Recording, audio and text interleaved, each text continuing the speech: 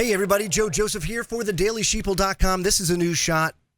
Kurt Nimmo, what a fantastic author and blogger. Another Day in the Empire is his website. Go check it out. He had a great piece today.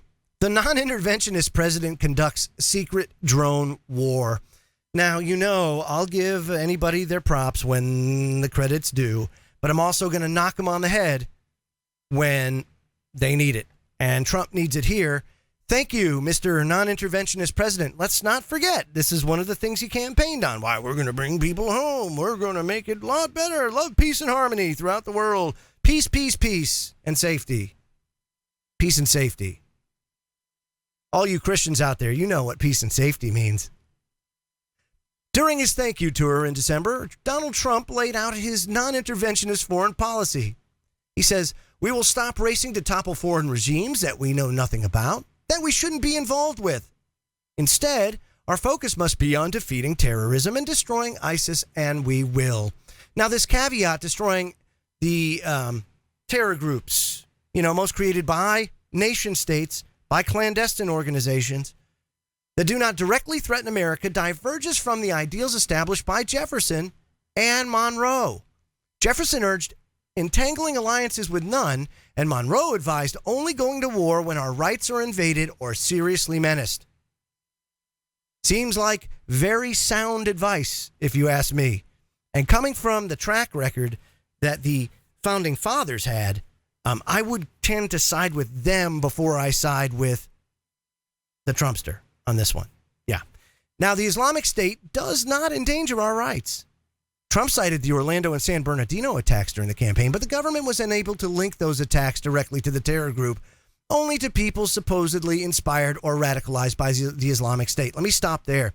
Isn't it interesting also, like I put out yesterday, that the FBI is manufacturing their own terrorists right here at home to support this global war on terror and also to support their annual budget, because they get billions and billions of dollars each year in the federal budget to support the war on terror.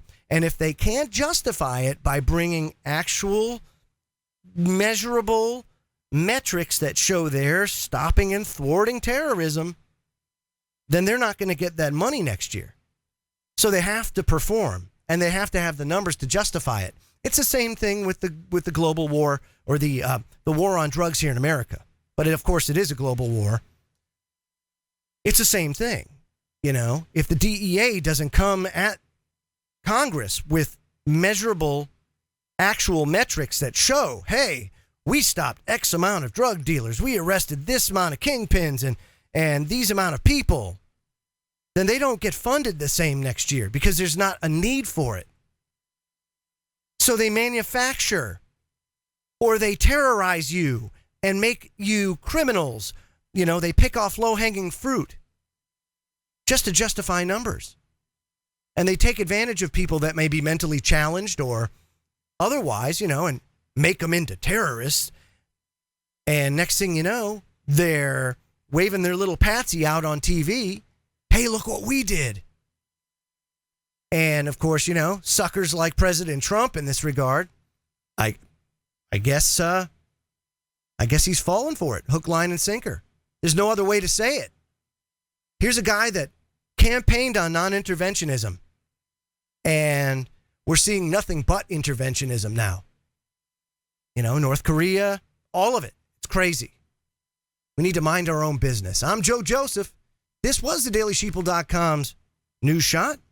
Feel free to comment below, and I'll have one again for you real soon. Take care, everybody. Have a great day.